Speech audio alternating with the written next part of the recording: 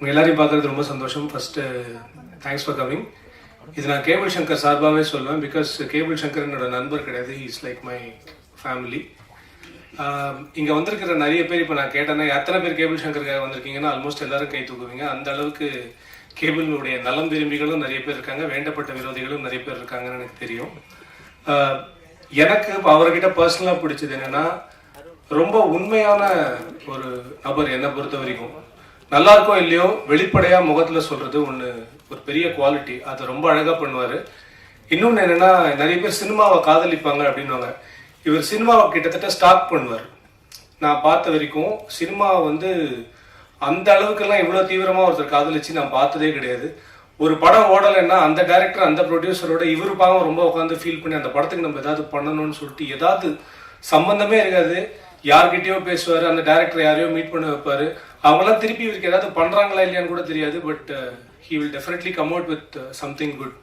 So இன்னைக்கு ஆக்சுவலாக பார்த்தீங்கன்னா இந்த ஓடிடி ப்ளஸ்ன்றது இது ஒரு சாதாரண விழாவாக பண்ணியிருக்கலாம். பட் எங்களை மாதிரி இருக்கிறவங்களெல்லாம் கூப்பிட்டு ஒரு ஆனர் பண்ணணும் அப்படின்றது அவருக்கு தோணுது. ரொம்ப ரொம்ப சந்தோஷமான விஷயம். இதில் நான் தான் இன்ஃபேக்ட் டெக்னிக்கலி லக்கி மேன். ஏன்னா எனக்கு முன்னாடி பேசின யாருக்குமே ஒரு பெரிய ஸ்டார் கிடைக்கல, ஒரு பெரிய மியூசிக் டைரக்டர் கிடைக்கல. ஆனால் அதுக்குள்ள ஃபார் எக்ஸாம்பிள் நான் இப்போ பைரி பார்த்தேன், கிடா பார்த்துருக்கேன். அவங்கெல்லாம் என் படம் பார்த்தாங்களான்னு எனக்கு தெரியல. பட் அதை பற்றி நான் கவலையும் பட மாட்டேன். ஏன்னா அவங்களுக்கு இருந்த சூழ்நிலை எனக்கு தெரியும். வட்டார வழக்கும் நான் பார்த்துருக்கேன். இந்த எல்லா படமும் நான் பார்த்துருக்கேன். அது எல்லாமே டெக்னிக்கலி கேபிள் சொல்லி தான் நான் பார்த்தேன். அதுதான் உண்மை. அந்த அளவுக்கு நல்ல படத்தை தூக்கி நிறுத்தணும்னு ட்ரை பண்ற அவருக்கு முதல்ல ஒரு நல்ல கைத்தட்டு கொடுக்கணும்னு நான் எப்பவுமே ஆசைப்படுவேன்.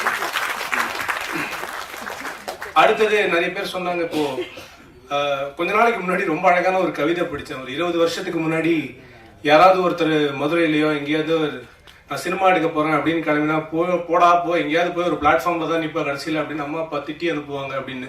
இன்னைக்கு டெக்னிக்கலி எல்லாருமே பிளாட்ஃபார்ம் கிட்ட தான் போய் நின்றுட்டு இருக்கோம். அது ஏதோ வாழ்த்தா மாறிடுச்சு அப்படின்னு நான் நினைக்கிறேன். பட் என் வாழ்க்கையில ஓடிடி பிளாட்ஃபார்ம் பண்ண ஒரு மேஜிக் மட்டும் நான் சொல்றேன். ஏன்னா என் வாழ்க்கையில ப்ரெஸ் பிளே பண்ண ஒரு ரொம்ப முக்கியமான பார்ட் இருக்கு. நான் அதுக்கும் தேங்க் பண்ணணும். பட் இந்த விஷயத்தையும் நான் சொல்றேன். என் படம் கடந்த வருடம் செப்டம்பர் 1 ரிலீஸ் ஆச்சு. நிறைய பேர் பார்த்துட்டு ரொம்ப நல்ல ரிவ்யூஸ் கொடுத்தீங்க. செப்டம்பர் 28 ஓடிடி ரிலீஸ் ஆச்சு. பட் 10 படம் சேர்ந்து வந்ததுல லக்கி மேன் ஒரு படத்தை நாங்கள் பொசிஷன் பண்றதுக்குள்ள டக்குன்னு அடுத்த படங்கள் வந்துருச்சு. But no qualms. ஆனால் அந்த 28 ரிலீஸ் ஆகும்போது அதுலேருந்து ஒரு மாசத்துக்கு அமேசான் பிரைம்ல கிட்டத்தட்ட ஆல் இண்டியா லெவலில் ஸ்ட்ரீமான அமேசான் ஃபிலிம்ஸ்ல நம்பர் 3 நம்பர் 4லயே கிட்டத்தட்ட ஒரு மாசம் இருந்துச்சு அந்த படம். எனக்கு முன்னாடி என்ன படம் அப்படின்னா ராக்கியா ராணின்னு ஒரு படம், கரஞ்சோ ஒரு படம், அதுக்கு அடுத்த படம் ஜெயிலர் இருந்துச்சு. ஸோ இந்த 2 படத்தோட பட்ஜெட் அப்படின்றது நீங்க என்னன்றது உங்களுக்கே தெரியும். என் படத்தோட பட்ஜெட் என்னவா இருக்குன்றது உங்களுக்கும் தெரியும். பட் ஓடிடி ஆடியன்ஸை பொறுத்த வரைக்கும் பட்ஜெட்லாம் அவனுக்கு கவலை கிடையாது. கண்டென்ட் நல்லா இருந்துச்சுன்னா அவன் எந்த படத்தையும் தூக்கி கொண்டாடுறதுக்கு தயாரா இருப்பான். ஸோ அந்த மாதிரி கண்டென்ட் ட்ரிவன் பிளாட்ஃபார்ம்ஸ் வருது அப்படின்றது என்ன மாதிரி இருக்கக்கூடிய படைப்பாளிகள் இன்னும் நிறைய படைப்பாளிகளை உருவாக்கும். அதனால தான் நான் இந்த மாதிரி ஒரு தளம் ஒன்று ஆரம்பிக்கிறாங்க அப்படின்னு சொல்லும்போது ரொம்ப சந்தோஷமா வந்தேன். அண்ட் சீனு ராமசாமி சாருக்கு என்ன ஞாபகம் இருக்குமான்னு தெரியல, அவர் தென்மேற்கு பருவக்காற்று படம் எடுத்துட்டு வரும்போது ஹலோ எஃப்எம்ல அவரு, விஜய் சேதுபதி அண்ட் அந்த டீம் எல்லாருமே நான் இன்டர்வியூ பண்ணியிருக்கேன். ஐ திங்க் அந்த இன்டர்வியூ முடிச்சுட்டு தான் அவங்க போனாங்க, ஃபர்ஸ்ட் ஷோக்கே போனாங்க. எனக்கு இன்னும் நான் சொல்றேன், எனக்கு அவர்கிட்ட ரொம்ப பிடிச்ச விஷயம் என்னன்னா, படம் ஓடுது ஓடலன்றது அவர் கவலையே கிடையாது. என் வாழ்க்கையில நான் நல்ல படம் மட்டும்தான் எடுப்பேன்னு ஒருத்தர் ஒரு தீர்மானத்தோட இருக்காரு. இதுலேருந்து எண்ணி இன்னும் 25-30 வருஷம் கழிச்சு கூட நீங்க பாத்தீங்கன்னா நீர்ப்பறவை மாதிரி ஒரு படத்தை ஒரு டைரக்டரால் எடுக்க முடியாது, தர்மதுரை மாதிரி ஒரு படத்தை ஒரு டைரக்டரால் எடுக்கவே முடியாது. அவ்வளோ நல்ல படங்கள் அது. அதுதான் என்னன்னா, அது எப்படின்னா டெக்னிக்கலி ஒரு அணில் மாதிரி. அது எத்தனை பேருக்கு அணில் கதை தெரியும் தெரியாது. அணில் என்ன பண்ணுமா, உலகத்துல இருக்கிற கிட்டத்தட்ட ஒரு 10% காடுகள் அணில் தான் ஃபார்ம் பண்ணுச்சுன்னு சொல்லிட்டு ஒரு தியரி இருக்கு. ஏன்னா அணில் ஏதாவது பழத்தை சாப்பிட்டுச்சுன்னா அதனுடைய விதை என்னைக்காவது நமக்கு தேவைப்படும் சாப்பிட்றதுக்கு அப்படின்னு சொல்லிட்டு அதை புதைச்சி வச்சுட்டு அது போயிடுமா, அது மறந்துடுமா டெக்னிக்கலி. அப்படி அது புதைச்சி வச்ச விஷயங்கள் தான் மிகப்பெரிய காடுகள் ஆகியிருக்குன்னு. அந்த மாதிரி அவர் பண்றது எல்லாத்தையுமே நல்லது பண்ணிட்டு போயிட்டே இருக்காரு. ஸோ இன்னைக்கு இந்த மேடைக்கு என்ன மாதிரி இருக்கிறவங்களெல்லாம் ஒரு ஆனர் பண்ணணும் அப்படின்னு சொல்றதும் அவர் பண்ற ஒரு நல்லது தான் நான் நினைக்கிறேன்.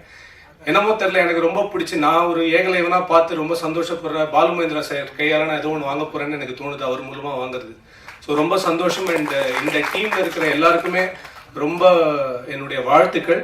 அப்புறம் குறிப்பா என் தம்பி ஜெயச்சந்திர அஷ்மி ரொம்ப அடக்கமா பேசிட்டான். இப்போ சமீபத்தில் வெளியான லேபிள் வெப் சீரிஸ்க்கும் அவன் தான் ரைட்டர், ரொம்ப மிகப்பெரிய ரைட்டர். அவன் பார்த்தா கொஞ்சம் அமைதியா இருப்பான். But he is going to be a dynamite very soon.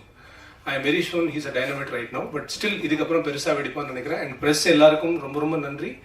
And உங்கள் எல்லாருக்கும் தெரியுது என்ன பண்ணணும்னு. அண்ட் இந்த டீமுக்கு தொடர்ந்து ஆதரவு கொடுங்க. இந்த டீமுக்கு நான் சொல்லக்கூடிய ஒரே ஒரு வார்த்தை என்னன்னா, இன்னைக்கு எல்லாரும் இருப்போம் சார், நாங்கள்லாம் வீட்டுக்கு கிளம்பி போயிடுவோம், ட்வீட் போடுவோம், ஃபேஸ்புக்கில் ஸ்டேட்டஸ் போடுவோம், வாழ்த்துக்கெல்லாம் தெரிவிச்சிடும். ஆனால் நாளைக்கு ஆஃபீஸில் நீங்கள் மட்டும் தான் இருப்பீங்க. அப்போ நீங்கள் யோசிக்க வேண்டியது என்னன்னா, எந்த மாதிரி கண்டென்ட் அப்படின்னு யோசிங்கன்னா, நான் ஒரே சிம்பிள் ஸ்ட்ராட்டஜி தான் வச்சிருக்கேன். இன்டென்ட் நல்லா இருக்கிற கண்டென்ட் எடுங்க, வாழ்க்கை ஒவ்வொன்று இருக்கும். அவ்வளோதான் நான் சொல்கிறேன். Thank you so much. Thanks for your time.